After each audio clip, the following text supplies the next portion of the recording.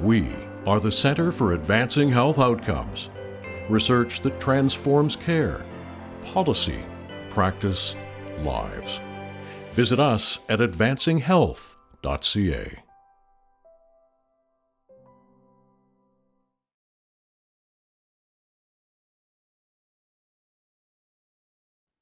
Well, good afternoon, everyone, and welcome to the last work in progress for the year. My name is Erin Sherman, and I'm very pleased to present our speaker today. But before I get going, I'd like to first acknowledge we are very privileged at St. Paul's Hospital to live, work, and play on the unceded territory of the Musqueam, Squamish, and Tsleil-Waututh people. I'd like to first introduce our speaker, Dr. Ricky Turgeon, who is a scientist with Advancing Health, assistant professor at the UBC Faculty of Pharmaceutical Sciences, and clinical pharmacy specialist at the Pharm Heart Failure Clinic at St. Paul's Hospital. His research and clinical practice focuses on integrating evidence and shared decision-making into the care of people living with cardiovascular disease, including heart failure. So please welcome Dr. Ricky Turgeon. Awesome. Thank you so much, Erin, and morning, lunchtime, everybody. So looking forward to speaking with you all and here in person and online. So before I get started on the talk, I wanted just to introduce myself a little bit. Erin did a fantastic job there, but I just wanted to give people a bit of a sense of the type of research that we do in my team, my lab. And ultimately, as a pharmacist, I manage medications on a daily basis, and I focus primarily on people with cardiovascular disease or at risk of cardiovascular disease. And so my research really focuses on identifying gaps in practice and then finding solutions and trying to fix those gaps, essentially, to help to optimize the use of medications in people with cardiovascular disease.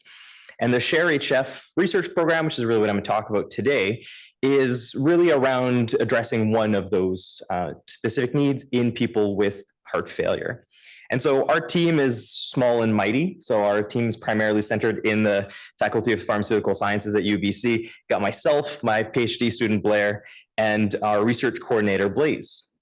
And that's our central team. And we collaborate with a number of members, including folks here at Advancing Health, to do our research. And in particular, core members of our team are people living with heart failure, or who have lived with heart failure. And so we partner up with the Heart Life Foundation on all of our projects. The founders of the Heart Life Foundation are co-investigators on the SHARE-HF program. And we work with folks over at the Canadian Heart Function Alliance as well. And so our team includes a number of decision makers, so including patients, but also clinicians, pharmacists, physicians, nurses who care for people with heart failure, and they're all involved in the research program as well. And finally, within Advancing Health, we work with a number of researchers, including folks here at Advancing Health, including Nick Bansback, Beth Snow, Mark Harrison, Logan Treneman, and others, who are essentially our methodologists and who've been instrumental in actually designing the studies and the program within the program. So my plan for today and what I hope to talk about is, first of all, setting the stage and describing the gaps that we've seen in practice in terms of medication management, heart failure, and identifying what we could do about it. In particular, discuss the role that shared decision-making and engaging people in shared decision-making could play in identifying and addressing some of these gaps. And that's my excuse to start talking about the SHARE-HF program, including things that we've done, things that we're doing right now, and then in terms of our future plans for our program. So to kick things off, for those who may not know, heart failure as a condition is a growing concern in Canada.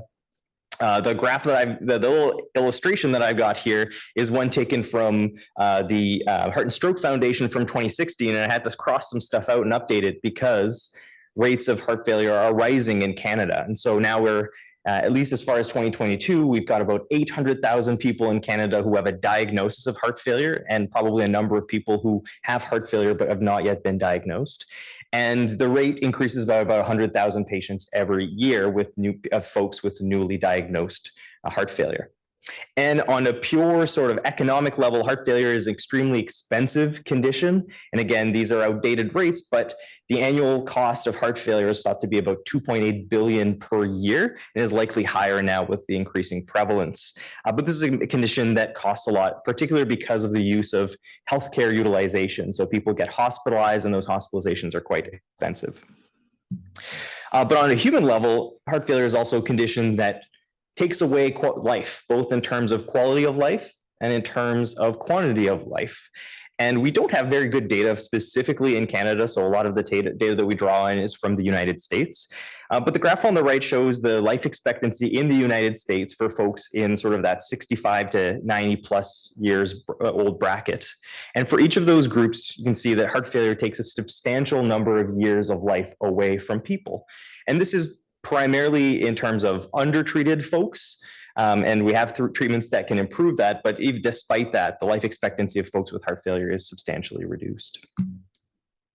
That's the doom and gloom. The positive thing is that we have a lot of medication options. We have a lot of treatments in general, but medications in particular are the backbone of treatment for heart failure. And you don't really need to know this, but I'll point out that there are different subcategories of heart failure. And for those different categories, there are different medication options that we have. And in particular, heart failure with reduced ejection fraction is one subcategory of heart failure where we have 10 plus different classes of medications and multiple medications within each of those medication families. So there is an abundance of options available, and we tend to use these medications in combination. So there's quite a complex and complicated regimen or menu of options that we have for treatment of heart failure. And what I've highlighted in this table in bold in the first 4 groups of medications, you don't really need to know the names, but what I want you to recognize is that those medications bold are those that have shown a significant reduction in mortality or prolonged life expectancy. And these are the workhorse medications that we use that are fairly universally indicated for most people with this subtype of heart failure.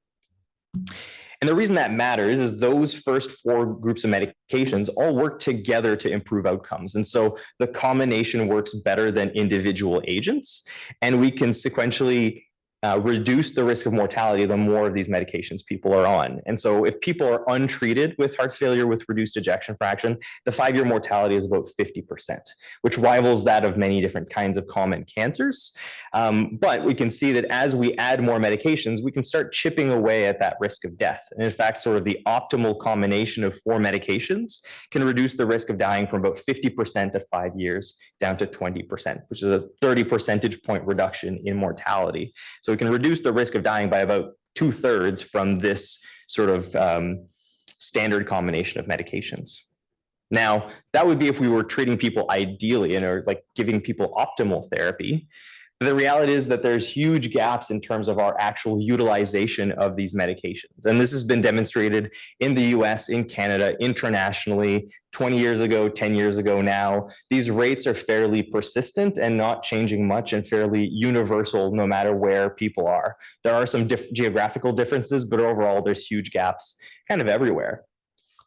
And the graph on the left here is illustrating some of those gaps. And this is data from the United States from about 6 years ago. And the 3 different bars represent different medications, so individual medications of the ones I mentioned before. And in green, we have people who are receiving those medications, and in red, people who aren't receiving those medications. And so what you're seeing for each of those individual groups of medications is underuse of these medications from anywhere from 1/4 of patients not receiving these medications to 2/3. And these are patients without a contraindication or a reason not to receive these medications. And so there's a big gap in use that's unexplained by reasons for why we shouldn't use these medications.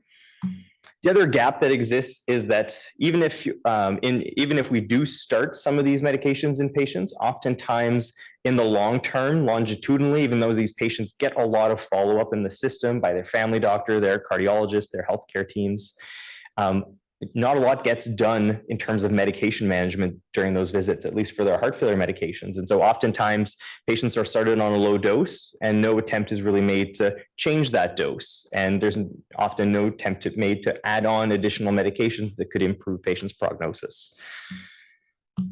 So a lot of research has been done to try to identify why we're not using these medications or why we might be not using them at the ideal dose. And there are certainly a lot of different barriers around, and I don't mean to oversimplify this, but when I like to think about it is from a patient perspective and then from the clinician or health systems perspective, and to see how many of those barriers are sort of universal. And one of the top barriers that's identified pretty much in every study that has ever looked at this and often identifies as a top reason is lack of knowledge about the options. In particular with heart failure, and in the last 10 years, we've gotten a bit of a boom of different options available, and people are struggling to keep up. So even clinicians, even specialists in this area are struggling to keep up with the new data that's coming out about these new options. And so there's a bit of a struggle to even recall or think about these options because you might not know about them. And patients are largely the same, and probably the gap is even larger because they are not the experts in this area. And so they may not know that they even have a choice in the matter, or that there is more than one option to treat their condition.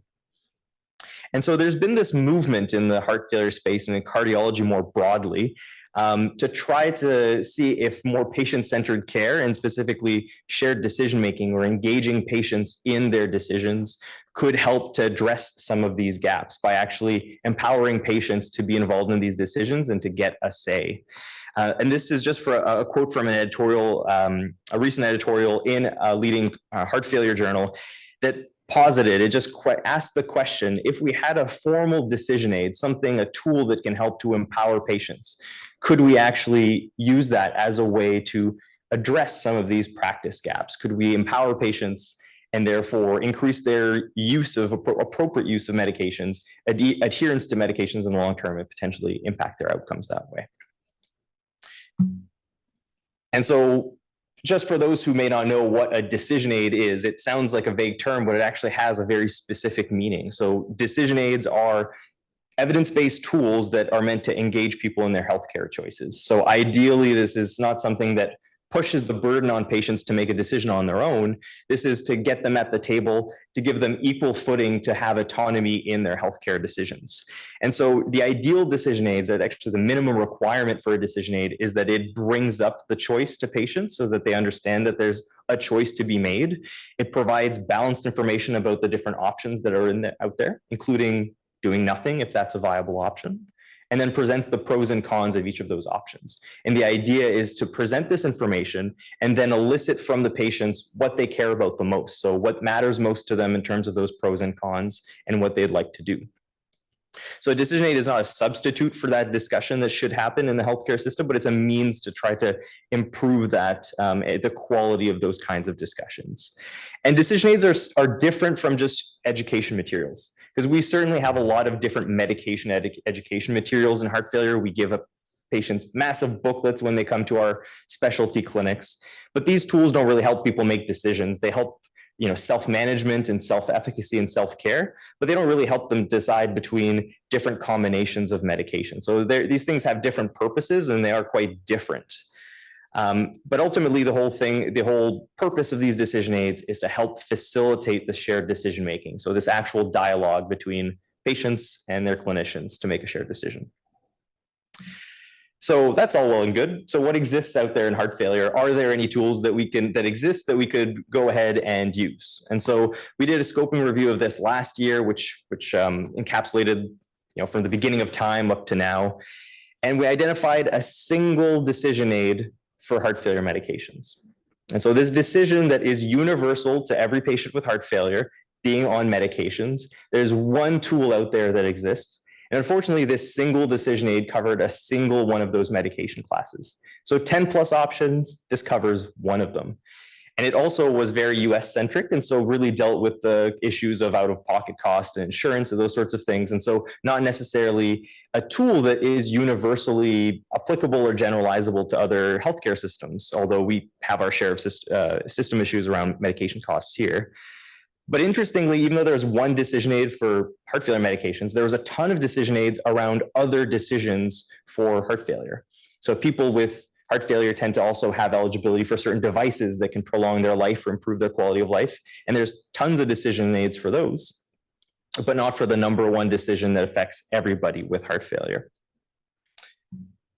So from that scoping review and from that discussion, there's clearly a need here, but there's nothing out there. So that was the sort of genesis of our Share HF program. And the goal of the whole research program really is to enable shared decision-making in whatever way we can in the management of heart failure and the decisions around the medications that we use. So that's the sort of overall mantra of the program. And so this is primarily a program that has 4 main projects and a whole bunch of small projects in between. But there's 4 projects that are really meant to address key questions around this. And so we'd originally started with a bit of a prototype decision aid that we had developed from a clinician's perspective. And then we ended up getting patient perspectives late down the road. And in fact, this program research really started from a conversation that I had with Mark Baines, who's one of the founders of the Heart Life Foundation. So he's a person with lived experience with heart failure. And I showed him this cool decision aid that we'd made. It was a web-based thing. It was really neat. You could customize and individualize risk. And I thought it was pretty neat. And so I showed this to him and said, well, it's all well and good. You've got, with the effect on survival and hospitalization and side effects and costs, but where's your marker here that this is having any impact on quality of life? And so we'd missed one of the core outcomes that matter to him and certainly matters to other individuals too, but we couldn't address that with the decision aid. So that brought us back to the drawing board essentially. And so we wanted to answer the fundamental questions that we needed to build a decision aid that would address those goals and needs. So the first project really meant to address the first question here, which is, what do patients and clinicians need to make a decision together? And so this is primarily aimed at addressing what do patients need to be on an even footing with the clinicians to be able to have a say and to feel comfortable having a say. And so the only way to address that kind of question is qualitative research. We have to dig into the why. The second project deals with answering this secondary question, which is, okay, so we know now maybe we know what people need. What do patients care about in terms of the medications that will influence their decisions? So what will actually make them pick treatment A versus treatment B, so that we can understand and individualize therapies to their preferences. Then if we have that, then we can finally develop a good decision aid that addresses those needs and wants. And so the third project, so project 1 is done, and we'll talk about that. Project 2 is ongoing, and I've got some preliminary things to share. And this third project of developing the decision aid, refining our prototype, that's sort of the next step. And the idea is that we want to build a suite of decision aids, so simplified ones that patients can bring home, but also a more complex or individualized ones that clinicians can use with patients in the clinic room. And then ultimately, the key thing is to actually implement this in practice, because there's a lot of decision aids out there that end up being developed and published and being put on people's CVs that don't end up actually get used in practice. And so our goal really is to implement this and then to evaluate, whether this helps, because if it doesn't help, it's not worth using. And so that's really the fourth and final project. And hopefully everything that we've done up to that will lead to that sort of success. So the very first project to address the question about people's needs was recently published. That was actually kind of the reason we did this whip, because it was a good time to update folks on this sort of thing. So you can actually read it. It's in Circulation Heart Failure. There's a QR code there that hopefully you can access and get the open access article if you're interested in learning more. I'll present some of the tidbits that I think are really important, especially as far as they go into projects 2, 3, and 4. So this was around addressing people's needs. And so before we did this study, we had done a scoping review. So we were aware of what was out there. We also have anecdotal experience as clinicians, but ultimately we wanted to do this systematically. And so we did a scoping review to identify what studies had identified as decisional needs in the past. And we used the Ottawa Decision Support Framework, which already has classifications, or it has a taxonomy for these decisional needs. So we use that to classify what we would read that may be a little bit more qualitative from the scoping reviews. And we identified really 3 key needs that came up over and over again. Perhaps not a surprise, the first one that came up is that people didn't really know, patients weren't aware of the options. They weren't aware that they had a choice. So they didn't really feel like they had the knowledge in their brains already to be able to get involved in decisions.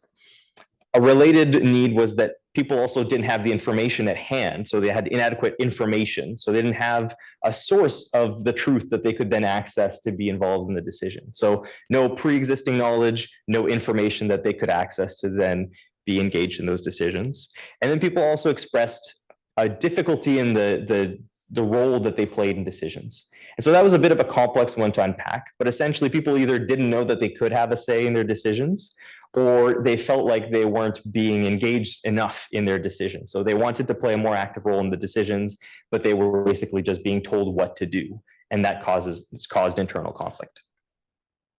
So with those decisional needs, then we did our qualitative study. And so this was a semi-structured interview using an interview guide that's been previously used and validated for development of other decision aids. And we interviewed 15 patients from clinics and heart function clinics here in Vancouver, and 12 clinicians from across Canada, which included heart failure physicians, so cardiologists, family doctors, geriatricians, nurse practitioners, and pharmacists. So we had a good scope in terms of different practitioners and some of the views that they might have. And so we identified 6 key themes, but I want to touch on really 2 of them today. And the first one is really around what those decisional needs are that we identified. And some of them come at no surprise. So being unaware of treatment choices or options is very analogous to the lack of knowledge or information about the choice. And so that was one of the more prominent themes or needs that we identified. But then we identified others that were a bit more surprising or that were different from what we'd identified in literature before. So one that was interesting was this difficult decision timing and stage. So what do I mean by that? So some participants and patients expressed that they were not initially in a place where they could make a decision. So during that first visit to the heart function clinic, where all of the decisions get made, the whole approach gets decided, they felt overwhelmed at that time, both with the information they were given, but also information about prognosis and what that might mean for their life and the uncertainty around those things. And so that was a bad time to actually engage them in decision-making because they were already emotionally overwhelmed. Whereas later down the road, second, third, fourth visit, when 3, 4, 6 months later, when able to take in some of that and being more accustomed to that information, then might have been a good time to introduce that discussion. So there was a bit of a timing issue there. Some people expressed information overload. So these were people seeing a multidisciplinary care clinic, they get that big stack of information like I mentioned. So they weren't getting the right amount of information to engage in the discussion. And then some people just felt like they didn't have the right support, both from a personal level and an infrastructure level, but also resources like the right kind of decision aid or information. The second thing that I want to touch on was the 5th one from the study, but it was really dealing with the shared decision-making process. Because we interviewed clinicians, we asked them, so what do you do to engage patients in these sorts of healthcare decisions? And interestingly, clinicians expressed a range of different approaches that they used. But probably the one that's closest to shared decision-making that was expressed was actually just closer to informed decision-making. So the process of informing people to consent them to therapy without necessarily taking the plunge into allowing them to make a decision between 2 options. They could veto taking therapy. That's always an option, of course, but they weren't given option A, 3 medications versus option B, 4 medications. So they weren't integrated to that extent in the decision-making. So from this project, we identified a few sort of actionable things that we could either nudge people to do clinically or at least incorporate into some of the tools and resources that we have. And so one of the things was to offer the choice and establish patients' wishes around roles early. So even establishing that patients could have a say could be empowering to patients so that they can be involved in those discussions. If not on day one, then down the road, knowing that they've been invited to have that kind of role in their decision-making. Another step was to provide information, but provide very targeted information to share, to be involved in those decisions. So we identified information overload, prior evidence, identified inadequate information. So there's clearly some sort of Goldilocks amount of information that you need there to be able to get involved in those decisions. We thought, well, we need to revisit these choices. Medications are something that you have to take every day. And so there's always the opportunity to change things around. It's not it's not surgery. It's not something that's permanent. It's something that you can change over time. So offering people the ability to revisit those choices is a necessity, especially as people's preferences may change over time. And then finally, we thought, well, these are all things that could be addressed by decision aids, even in the format that they have existed in the past. So this is something that we could create a tangible tool to help to potentially address some of those needs. So that was project one. So that was all the qualitative work that we've done. Now I want to branch into what people want and what matters to people in terms of patient preferences. And our second project is currently ongoing, so I'm going to share a little bit of an early slice of the data, but it is very preliminary, and keep that in mind. So not being an economist myself, I had to ask myself this question about how do we figure out patient preferences? In the clinic, I can just ask a patient, but if I want to get a widespread picture of what a group of people want and what their preferences are, it can't do that necessarily on a large scale. So there's different ways to identify patients' preferences that range in terms of both rigor and difficulty and complexity. So I'm giving you a simplified perspective from me wearing a clinician's hat. But broadly, you could try to infer somebody's preferences based on their actions. So that would be called revealed preferences. And that's very common in fields outside of medicine, especially for things like transportation and education and buying a phone. But not so easy here, because I've just mentioned that patients aren't necessarily involved in their decision. So what they're taking may not necessarily reflect what they want. So that kind of scratches that as a potential study design that we could actually look to identify patients' preferences. So we're really stuck with the second form, which is the stated preference. So either identifying people's choices based on asking them directly about their current situation, or offering them a hypothetical and then trying to use that as a way to understand their choices. And then, so there's different ways that you could then identify people's preferences. And the simplest way that you could do is just ask people, rate on a scale of 0 to 10 how important this is to you. Or you could give people 10 different features of medications, like a certain side effect, cost, number of pills you have to take a day. You can ask somebody, rank how much these matter to you. And those methods tend to be quite simplistic, and they tend to fail and be difficult to reproduce. One of the reasons is it's probably easy to find out what matters most as number one, maybe number two, and maybe the thing you care about the third most. But especially once you get in that middle of what's the fifth and sixth and seventh and eighth thing that you care about the most, then it becomes pretty murky. Another thing that doesn't really capture is, do you care as much if something reduces your risk of dying by 5% over 5 years versus 1% versus 0.1%? Probably your preferences matter differently there. And then what if the change in side effects is not proportional there? So these kinds of methods are very rough and coarse way to actually get people's preferences. So there are more sophisticated methods that our health economist friends would detail us all about. The method that we chose to use here in this study was a discrete choice experiment, which again, I'll describe as my clinician brain can explain. But first of all, why would a clinician want to know about these things, or why would I want to undertake this kind of study to understand patient preferences? Well, I think there's a lot of cool things that we can do and questions that we can answer with information about patient preferences about a group. We can understand a little bit about what those preferences are and predict people's uptake of the standard of care based on their preferences. So we could understand what people want now, and we could also predict what about if there's a new medication that becomes available, how likely are people going to want to use this or add this to their existing regimen or replace what they're taking now with something else. And so we can start to make some understand a bit about what people want and about how that aligns with what we're doing.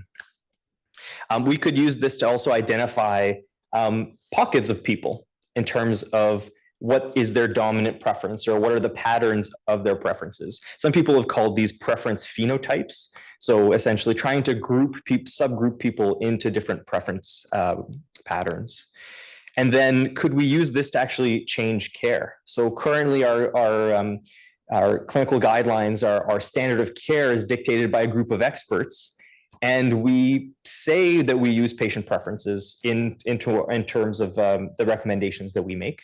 And we try to, but it's really a surrogate because we're using what we think is their preference to guide what we do. So we could potentially use this kind of data to help to make more preference sensitive types of decisions. And we could tailor tools to also make this a little bit more individualized for individual patients. So what did we find in terms of the scoping review? Well, these are too surprising in my mind, but we essentially identified a number of studies that asked people about how much things mattered to a various extent. And studies tended to use some of these ranking and rating types of exercises. But overall, the pattern that we found is that people really cared the most about treatment benefits. So they wanted to live longer, they want to reduce their symptoms and reduce their risk of hospitalization. These were things at the forefront of their mind. And so treatment benefits were essentially the sort of number one thing that they prioritized. And within those, there was a bit of variability in terms of quality of life versus survival benefit, but these were the things that mattered most. Pill burden and side effects tended to be rated less important in terms of just overall importance, but were still things that were in the running that mattered to people. And then interestingly, cost varied from study to study. And part of that is probably has to do with the sort of area where they practiced or where they did the study and the type of people. So you could imagine that what the actual cost is will affect things. So if you ask me to pay $10 a month, my preference around that might be very different than if you asked me to pay $1,000 a month or $10,000 a month. And it might differ if I have insurance versus if I don't have insurance. And so cost was a bit variable based on some of these things and hard to explore exactly in these individual studies. But this gives us a bit of a laundry list of things that we could at least consider down the road. And so a DCE, this is a simplified version of what a patient or a participant for one of these studies might see for a DCE. So this is what we call one choice set, and people will fill many of these. And so the idea is that you have all of the different features of treatment. Here I've put 3: survival, side effects, and cost per year. And then you've got 3 options. In this case, I've got a medication regimen A, medication regimen B, and then you can also opt out and say, I don't want any medications and I'll take the consequences of that. And so this is one way of doing this. So this is a simple choice set for a DCE, and then people pick which one they prefer. And if, for example, what you would see from this one is that treatment A has the highest survival, the highest risk of side effect, and the higher risk of cost. And then there's a bit of a gradient across these. So if I were to pick A, then I'm declaring myself a little bit here in terms of valuing survival over these changes in cost and side effects. Now, you can't really say much from one of these choices, but within a DCE, people will answer multiple versions of this question with variations in the levels of each of those features. And then multiple people fill out the questionnaire. So you get a larger number of choices, and then you can make inferences about those in general. So in our case, we had 12 of these choice sets. So each participant filled out 12 of those. And in terms of how we came up with these features, we essentially started off with 19 from the scoping review that I mentioned. So there was a top 6, but there were 13 other features in there. And then we narrowed it down to 8 based on our qualitative work. So we asked patients within that Project 1 study also what mattered most to them, and then used that to narrow it down. And then we had an advisory group of clinicians and patients who further looked at this narrowed down list and then helped us whittle it down to 6 based on practicality and some of the correlation between some of these different features. So overall, we ended up with 3 benefits and 3 potential harms or burdens of treatment, which were the same that were included in that scoping reviews, the top ones. And so from there, we identified different levels that we could assign to all of those features. So for example, cost, we selected an annual cost of $0 to simulate somebody having all their medications paid by insurance, and then $300 a year, $1,200 a year, and $4,500 a year. And those were matched essentially to the typical cost that people might have for 2, 3, and 4 medications for heart failure. So linking it up with the contemporary options that we have available. So in any case, this survey we administered, and we want to get a fairly representative sample as much as we could. And so we asked 9 clinics from across Canada to recruit for us, and some of them are still going online as we speak because this project is still ongoing. But the idea is to get sort of a pan-Canadian collaboration going. And then we identified a number of online and patient focus groups or patient support groups to also recruit participants for us.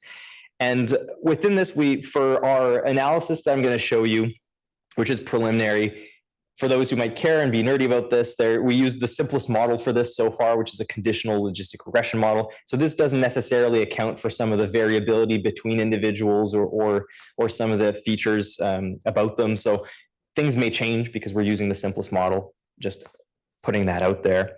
But within this study, we also thought, well, let's take full advantage of this study and see if we can embed a few different things in there. So there's a few sub-studies that we put in here. One, I mentioned preference phenotypes. And so one thing that we did was to try to identify, if there's any sociodemographic or medical history features of people or attributes or characteristics of people that we can use to try to identify what people's preferences might be. One of the other studies that we embedded in here was to see if things changed, if people's preferences changed based on how we presented the survival feature. And so historically in heart failure, we've talked about 5-year survival as kind of our benchmark and how we frame things. But 5 years, if you think about it, especially if our treatments are getting better, that starts to look not so far away as our mortality reduces or as survival improves. And so one of the other ways that we started communicating risk and potential benefits in heart failure is analogous to how we present this to people with cancer. So we started talking more about life expectancy and potential extra months or years of life gained from treatment. And so we thought, well, we should test to see if this affects people's preferences. So rather than presenting survival as you get an extra, you reduce your risk of dying by 5% over 5 years, maybe we present it as you gain an extra year of life on average. And so that will be interesting to see how that influences people's preferences. And then finally, we want to see if people's preferences changed over time, especially in that sort of 3 to 6 month window. And so we've asked people to repeat the survey if they're interested. So we can, for those people who do repeat that survey, we can see how much their preferences are stable or not. And so overall, the first look that we've had of this is of 102 people, and very B.C. centric because this is where we started the study and now recruiting from elsewhere. But otherwise, these are patients that are reasonably representative of the overall population with heart failure. Younger here because of the online panel and some of the clinics, but overall, we've got a good spread of people from the age and socio-demographic perspective. So these are the results, and I want to orient you to this chart a bit. So what we've got here are the 6 different features. So quality of life, survival, hospitalization, side effects, cost per year, and pill burden, and the different levels that we assign to them. And each of them also have a reference group. And so what you're seeing in this graph essentially are the raw coefficients and their confidence intervals. So the point is the coefficient and the line, the horizontal lines are the confidence intervals. If they cross that big vertical line, no statistically significant difference. If they're on the right side, these are things that are considered desirable. So these influence people towards a choice. And on the left, it influenced them away from that choice. And so some of the patterns that have started emerging from this preliminary analysis are that all 3 of these benefits seem to matter and seem to influence people towards picking a therapy. So if quality of life was better in treatment A, people were more likely to pick treatment B and vice versa. And so all of these features were statistically associated with people's choices. On the flip side, the potential burdens of treatment weren't so cut and dry. And in fact, side effects really didn't seem to play a part in terms of people's overall decisions. Neither did pill burden, and costs seemed to be a bit sensitive to the actual cost. So the $300, $1,200 a year, participants felt, it doesn't change my preferences, but when something was $4,500 a year, people tended to pick something else. And then the final thing that's interesting is that we put that opt-out thinking that, naturally, if you were offered the option to not take something, and especially if the benefits of treatment aren't worth the risk, then you would want the option to do nothing. And so we provided that option, and people tended to really not want to pick the no treatment option, at least from the participants that have answered so far. So in fact, that is the strongest association, the strongest magnitude of effect here is to actually pick away from the no treatment group. So then, what do we do next? Well, the next step is actually to finish project 2, and then to do all of those embedded sub-studies to try to get additional insight into people's preferences. And again, those numbers are subject to change with more patient participants finishing the study. One of the important things will be to actually translate that so that I don't have to explain it over 5 minutes, and translate it to something that's more intuitive. And so there's several ways that we can do that, especially depending on the type of stakeholder. So one of the ways to do that is what we call the marginal rate of substitution. And so what you do is you anchor it to one of these treatment attributes, these treatment features, and then talk about the potential change, the type of trade-off that people would make. So you could say, on average, people are willing to take a 1% increase in mortality if it means that they have to pay $1,000 less, for example. So you can anchor it to one of the features and make comparisons between the two. And the nice thing is that these are data that we don't have in heart failure. And so especially within our Canadian heart failure guidelines, the groups are actually quite receptive to receiving this information to make guideline recommendations. And so the results of project 2 on their own will actually inform and potentially modify our treatment recommendations. But then we also want to take it further and then move on to the other projects. And so project 3, as I mentioned, is really around developing these decision aids and then refining them, revising them, and then ideally simplifying them as making them as user-friendly as possible. And so this is a bit of my vision for what the SHARE-HF decision aids would look like and how they might be integrated into practice. So the ideal is that patients get a bit of a primer before their first visit. So they get a patient-friendly lay language decision aid that gives them a simplified look at terms of their decision that they have to make and the treatment options that are available to them. And so that allows them to be introduced to the choice that they'll make and the options that are available. And so they can start talking with their family and friends and get a bit of a sense, and also get a sense of what their preferences are, so that they come to the appointment a bit more prepared.